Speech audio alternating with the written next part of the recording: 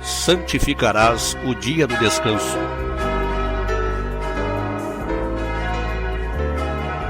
No santo dia do Senhor é bom com salmos de louvor o grande e eterno Deus honrar e sua graça proclamar.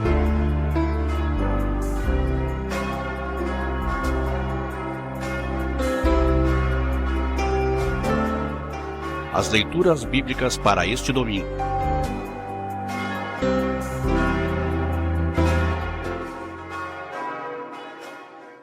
Um cordial bom dia.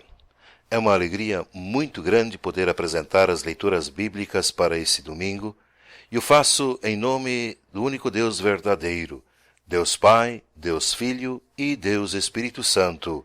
Amém. O Evangelho para esse domingo está registrado em São Lucas, capítulo 17, a partir do versículo 11. Jesus cura 10 leprosos. Glória a ti, Senhor Jesus.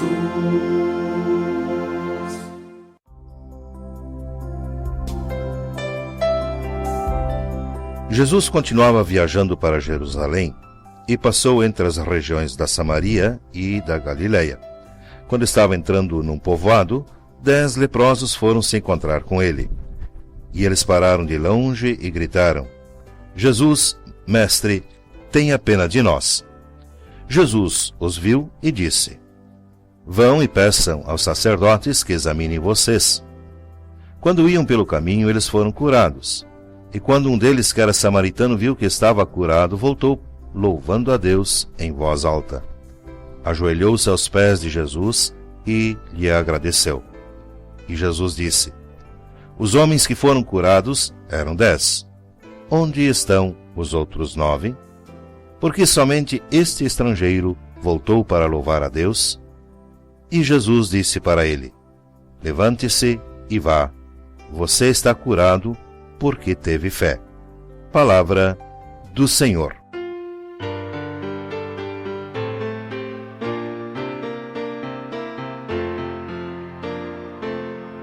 O Santo Evangelho gostei de ouvir. Falou do passado, presente e por vir. O Espírito Santo me faz nele crer. Alegre eu canto, feliz vou viver. Salta aos olhos a temática dessa história: gratidão. E gratidão é uma das coisas mais difíceis. Não é por acaso que sempre se diz que a palavra mais difícil de dizer é muito obrigado. Você é uma pessoa agradecida a Deus? Consegues agradecer todos os dias pelo pão, pela saúde, pela segurança, pela fé? Ou essas coisas recebes imaginando que é por força própria, porque conseguiste, porque foste inteligente? Deus nos dá tudo. Absolutamente tudo vem das mãos dele. E Deus nos dá de forma imerecida, sem mérito ou dignidade nenhuma da nossa parte. Interessante que foram 10 os que foram curados. Apenas um voltou para agradecer, e justamente um samaritano. E nós sabemos que os samaritanos não eram bem vistos pelos judeus. Provavelmente, os 9 que foram curados eram judeus. Jesus, com isso, mostra para nós que aquelas pessoas que sabem que devem agradecer, não o fazem. E justamente uma pessoa que é excluída da sociedade, agradece. Será que nós precisamos ser que nem samaritanos, excluídos da sociedade, pobres, sem chance, para sermos agradecidos? Que Deus não permita que isso aconteça. Por que é tão difícil agradecer? A história não nos conta, mas eu consigo imaginar o seguinte: aqueles 9 passaram muita dificuldade na vida, estavam excluídos, há muito tempo não viam os parentes. Quando foram curados, me parece que queriam primeiro usufruir, aproveitar agora a cura, visitar os amigos, fazer festa, abraçar os parentes. E justamente por quererem aproveitar as bênçãos, se esqueceram de agradecer. Me parece que esse também é o principal motivo do porquê a gente tem uma dificuldade muito grande para ser grato. Acontece que a gente recebe as bênçãos e gasta tempo e energia em querer aproveitá-las. E, por isso, se esquece de agradecer. Que nós sejamos como o samaritano. Saibamos todos os dias chegar na presença de Deus e dizer: muito obrigado pela saúde, pela família, pelo emprego, pelos amigos, pela fé. Sejamos nós sempre um dos 10 que volta para agradecer.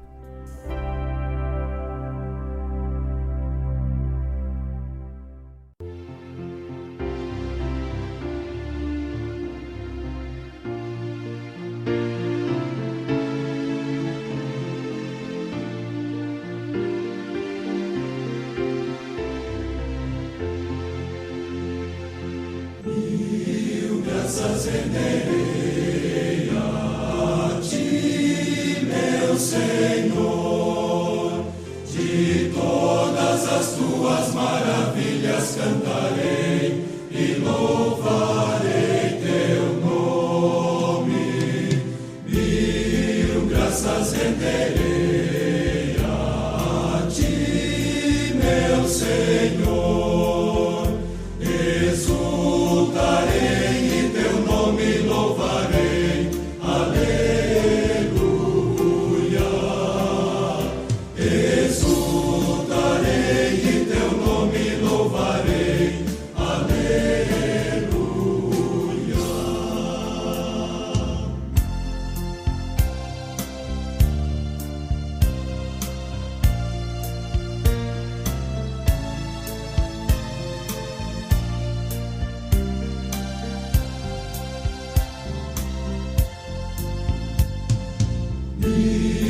Graças renderei a ti, meu Senhor, de todas as tuas maravilhas cantarei e louvarei teu nome. 1000 graças renderei a ti, meu Senhor, exultarei e teu nome louvarei, aleluia. Exultarei e teu nome louvarei, aleluia.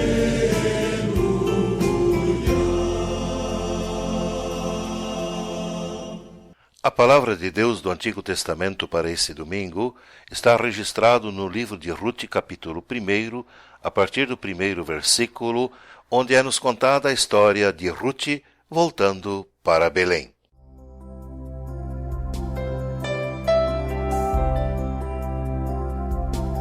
No tempo em que Israel era governado por juízes, houve uma grande fome naquele país. Por isso, um homem de Belém, cidade da região de Judá, foi com a sua mulher e os seus 2 filhos morar por algum tempo num país chamado Moabe. O nome desse homem era Elimeleque e o da sua mulher, Noemi. Os 2 filhos se chamavam Malom e Quilião. Essa família era de Efrata, um povoado que ficava perto de Belém de Judá. Eles foram para Moabe e ficaram morando ali. Algum tempo depois, Elimeleque morreu, e Noemi ficou com os 2 filhos, que casaram com moças moabitas. O nome de uma delas era Orfa e a de outra Ruth. Quando já fazia quase 10 anos que estavam morando ali, Malom e Quilião também morreram, e Noemi ficou só, sem os filhos e sem o marido. Um dia Noemi soube que o Senhor tinha ajudado o seu povo, dando-lhe boas colheitas. Então ela se aprontou para sair de Moabe com as suas noras. Elas saíram a fim de voltar para Judá, mas no caminho Noemi disse para as noras: voltem para casa e fiquem com as suas mães. Que o Senhor seja bom para vocês, assim como vocês foram boas para mim e para os falecidos. O Senhor permita que vocês casem de novo e cada uma tenha o seu lar. Então Noemi se despediu das duas noras com um beijo. Porém elas começaram a chorar alto e disseram: Não, nós não voltaremos. Nós iremos com a senhora e ficaremos com o seu povo. Mas Noemi respondeu: Voltem, minhas filhas. Por que querem ir comigo? Vocês acham que eu ainda poderei ter filhos para casarem com vocês? Voltem para casa, porque já estou muito velha para casar de novo. Pois, ainda que eu tivesse esperança de casar outra vez, ou mesmo que casasse essa noite e chegasse a ter filhos, será que vocês iriam esperar até que eles crescessem para vocês se casarem com eles? É claro que não, minhas filhas. O Senhor está contra mim, e isso me deixa muito triste, pois vocês também estão sofrendo. Aí elas começaram a chorar alto outra vez. Então Orfa se despediu da sua sogra com um beijo e voltou para o seu povo. Mas Rute ficou. Veja, disse Noemi, a sua cunhada voltou para o seu povo e para os seus deuses. Volte você também para sua casa. Porém Rute respondeu: Não me proíba de ir com a senhora, nem me peça para abandoná-la. Onde a senhora for, eu irei, e onde morar, eu também morarei. O seu povo será o meu povo, e o seu Deus será o meu Deus. Onde a senhora morrer, eu morrerei também, e ali serei sepultada. Que o Senhor me castigue se qualquer coisa, a não ser a morte, me separar da senhora. Como Noemi viu que Rute estava mesmo resolvida a ir com ela, não disse mais nada, e elas continuaram a viagem até Belém. Palavra do Senhor.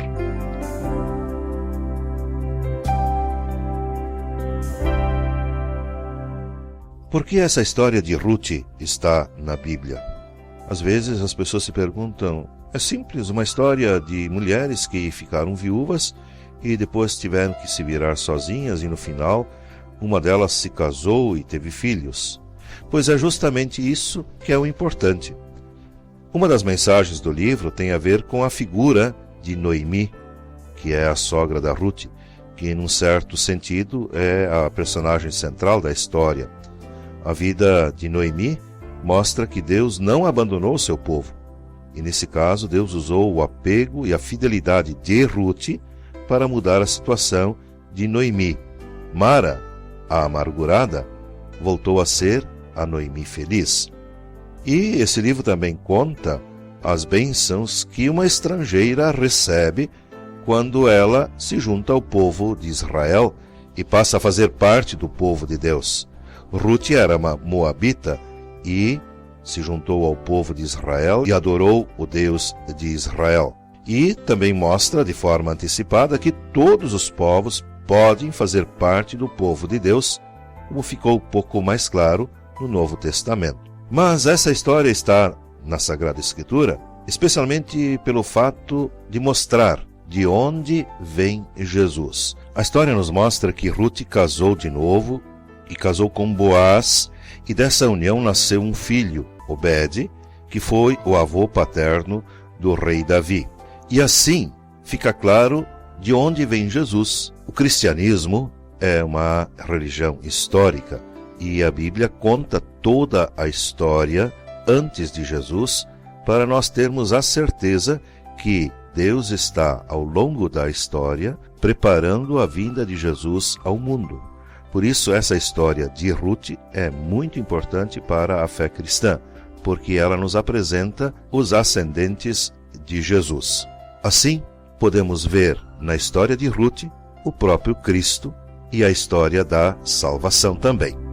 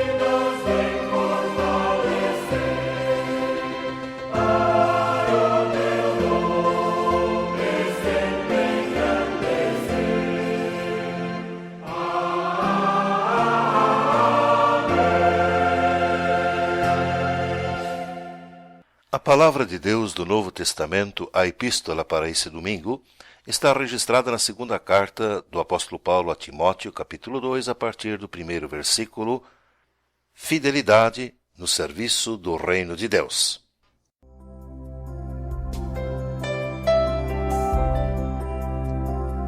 E você, meu filho, seja forte por meio da graça que é nossa, por estarmos unidos com Cristo Jesus.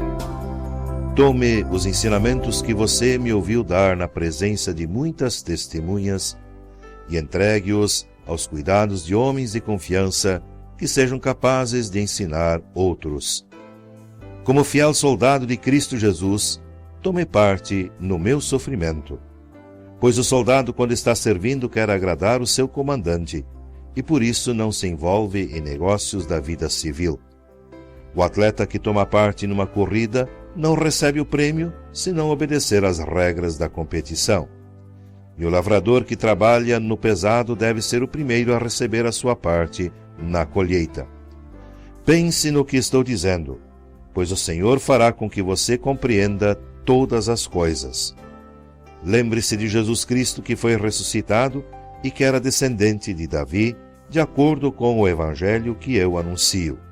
E é por causa disso que eu sofro e até estou acorrentado, como se fosse um criminoso. Mas a mensagem de Deus não está presa. E por isso eu suporto tudo com paciência por amor ao povo escolhido de Deus. Faço isso para que eles possam ganhar a salvação que está em Cristo Jesus e que traz a glória eterna. E este ensinamento é verdadeiro. Se morremos com Cristo, também viveremos com Ele. Se continuarmos a suportar o sofrimento com paciência, também reinaremos com Cristo. Se nós o negarmos, Ele também nos negará. Se não formos fiéis, Cristo continua sendo fiel, pois Ele não pode ser falso para si mesmo. Palavra do Senhor. Aleluia, aleluia, aleluia.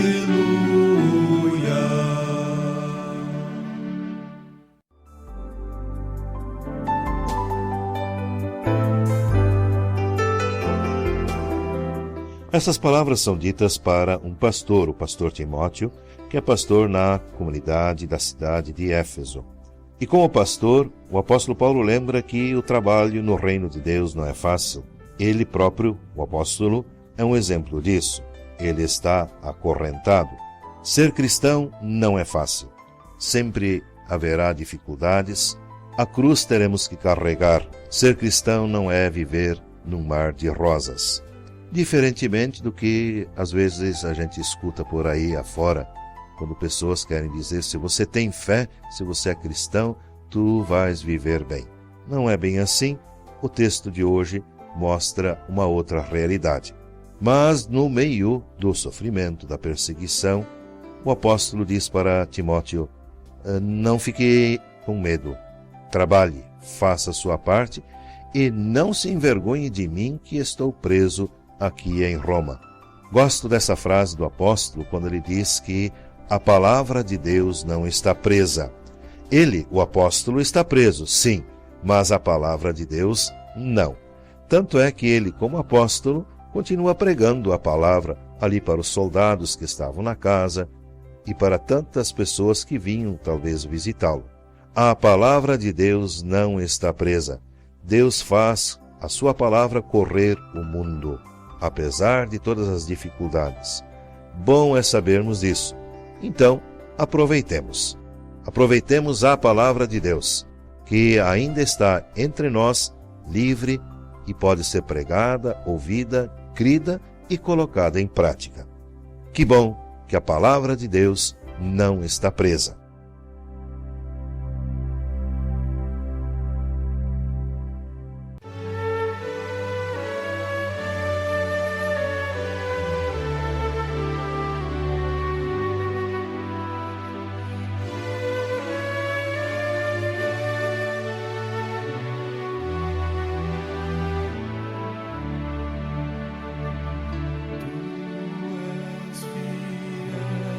Senhor meu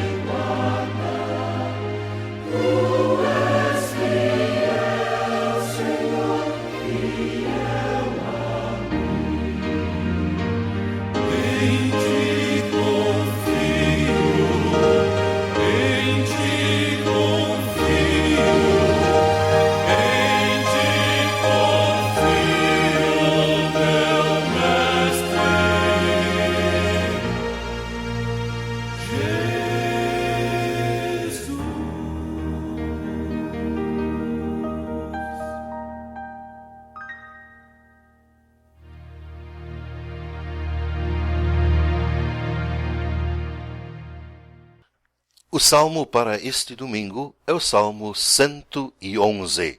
Louvor a Deus.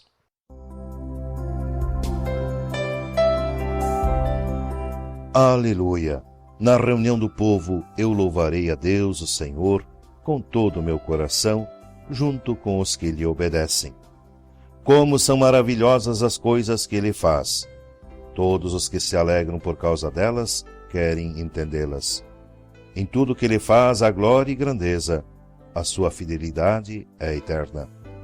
O Senhor não nos deixa esquecer dos seus feitos maravilhosos, ele é bom e tem muita misericórdia. Ele dá alimento aos que o temem e nunca esquece a sua aliança. O Senhor mostrou o seu poder ao povo de Israel quando lhe deu as terras de outras nações. Ele é fiel e justo em tudo o que faz. Todos os seus mandamentos merecem confiança. Eles permanecem para sempre, pois se baseiam na verdade e na honestidade. Deus pôs o seu povo em liberdade e fez com ele uma aliança eterna. Ele é santo e poderoso. Para ser sábio, é preciso primeiro temer a Deus, o Senhor. Ele dá compreensão aos que obedecem aos seus mandamentos. Que o Senhor seja louvado para sempre. Palavra do Senhor.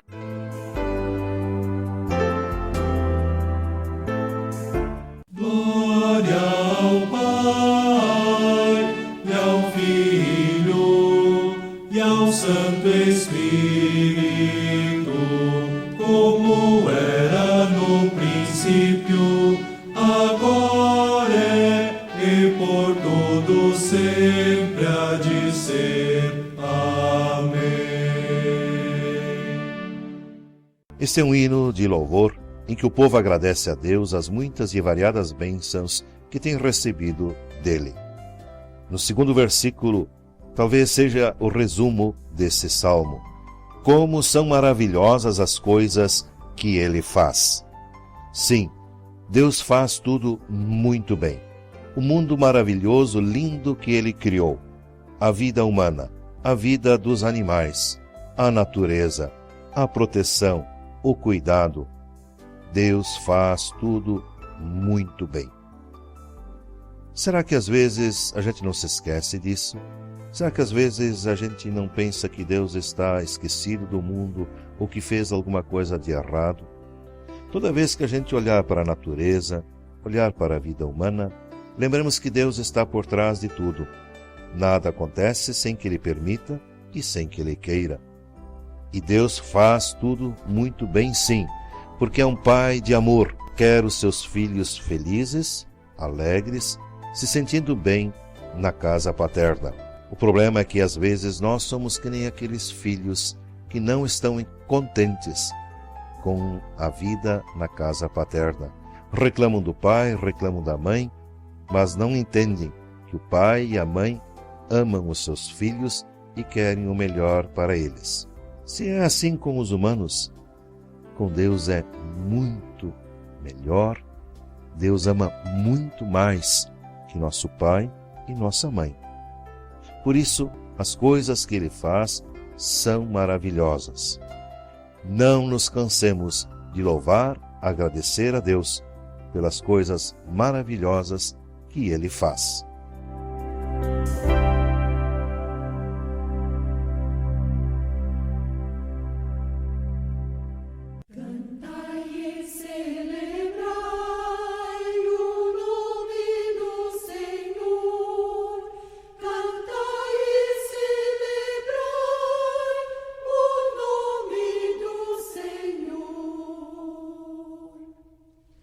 Cantai e celebrai o nome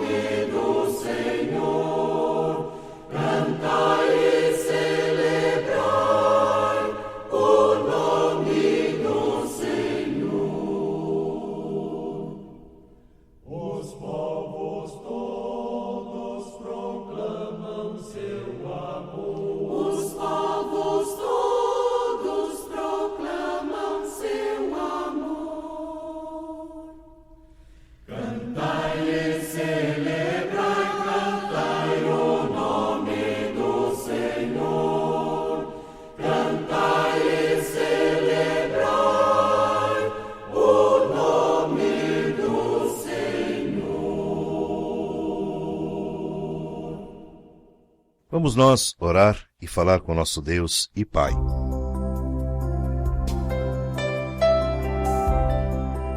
Senhor nosso Deus, nosso Pai Celestial, maravilhados e agradecidos olhamos para o nosso Salvador e exclamamos: como és bom, Senhor!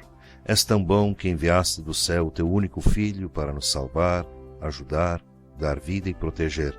És tão bom e tão cheio de misericórdia que o fizeste andar no meio dos excluídos, dos sofredores, e no meio deles podemos ver o teu amor por os seres humanos.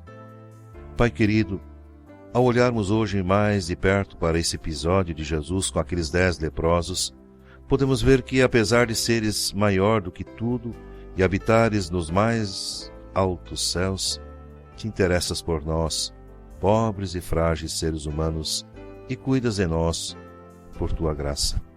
Obrigado, Senhor, por nos tratares de acordo com a tua graça e não de acordo com os nossos pecados.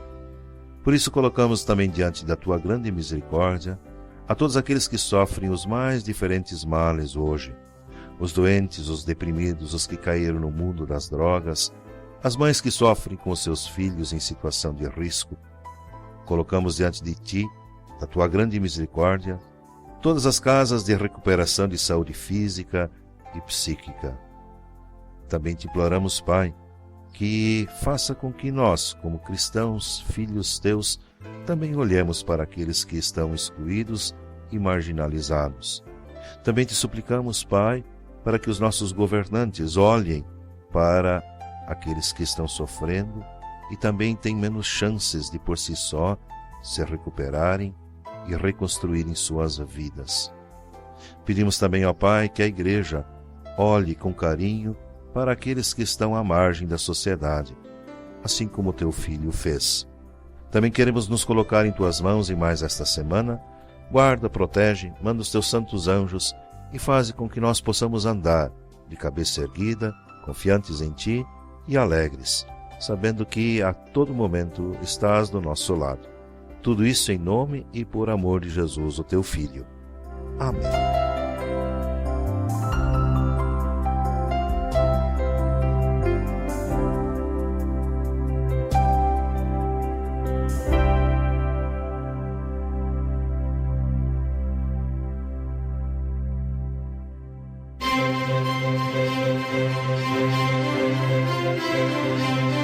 Pai nosso que estais nos céus, santificado seja o teu nome. Venha o teu reino e a tua vontade, na terra e nos céus. Pão de cada dia nos dai hoje e perdoa as nossas dívidas, como perdoamos os que nos devem.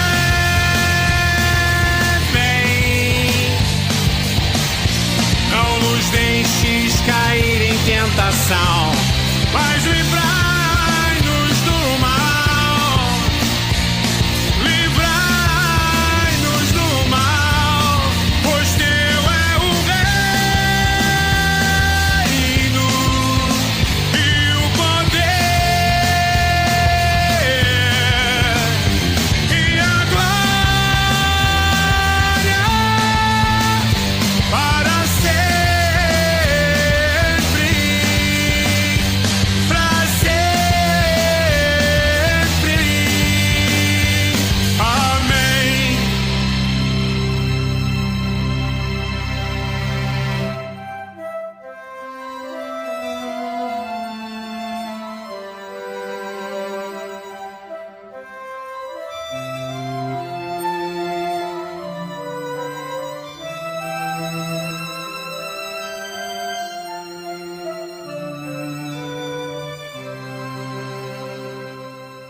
E que a bênção do bondoso Deus e Pai esteja contigo. Receba a bênção do Senhor. O Senhor te abençoe e te guarde.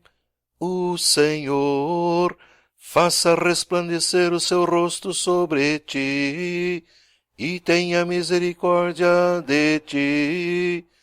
O Senhor sobre ti levante o seu rosto e te dê a paz.